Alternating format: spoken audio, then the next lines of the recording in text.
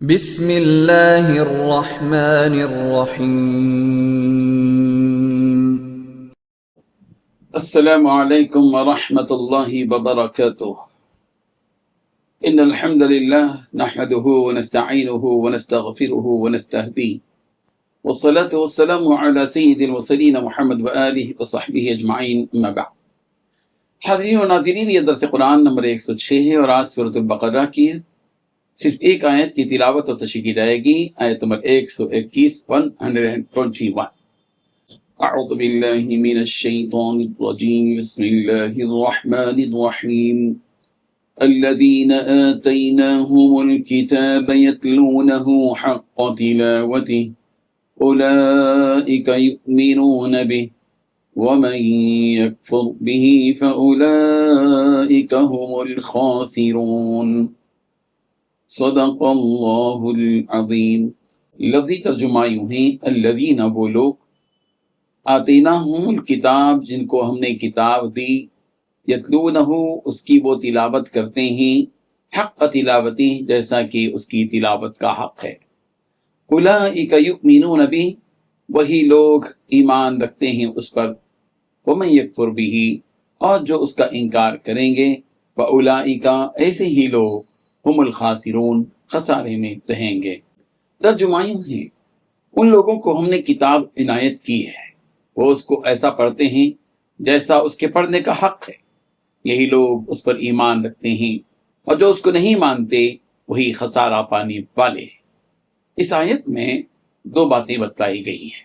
پہلی بات، جن لوگوں کو ہم نے کتاب دی جبکہ وہ اس کی تلاوت اس طرح کرتے ہوں جیسا کہ اس کی تلاوت کا حق ہے، تو وہ لوگ ہی در حقیقت اس پر ایمان رکھتے ہیں، اور دوسری بات، جو اس کا انکار کرتے ہوں تو ایسے ہی لوگ نقصان اٹھانے والے ہیں۔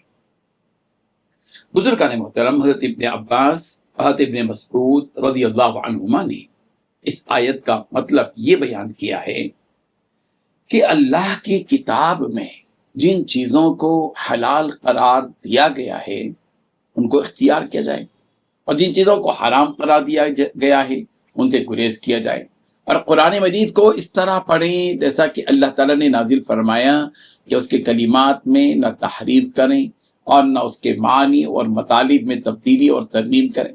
حضرت عمر فاروق رضی اللہ عنہ نے فرمایا کہ اس آیت میں ان لوگوں کا ذکر ہے جو تلاوت کرتے وقت کسی رحمت والی آیت پر پہنچتے ہیں تو اللہ تعالیٰ سے رحمت کا سوال کرتے ہیں، اور جب کسی عذاب والی آیت پر پہنچتے ہیں تو اس عذاب سے وہ پناہ مانگتے ہیں۔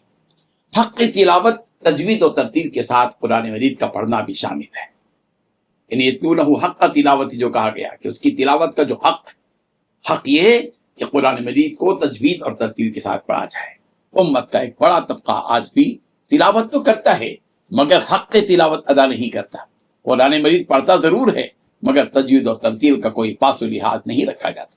اللہ تعالیٰ نے رسول رحمت صلی اللہ علیہ وسلم کو بھی تلاوت کتاب کا حکم دیا ہے، اتل ما اوحی الیک من الکتاب، اے پیغمبر، جو کتاب تمہارے پاس وحی کے ذریعے بھیجی گئی ہے اس کی تلاوت کرو۔ سورہ مزمل کی آیت نمبر 4 میں رب ذوالجلال نے پیغمبر سے فرمایا کہ ورتل القرآن ترتیلا، کہ قرآن کی تلاوت اطمینان سے صاف صاف کیا کیجیے، اسی کو ترتیل کہتے ہیں۔ اللہ تبارک و تعالی ہم سب کو قرآن مجید کے اس حق کو سمجھنے کی توفیق عطا فرمائے، آمین۔ وآخر دعوانا ان الحمد للہ رب العالمین۔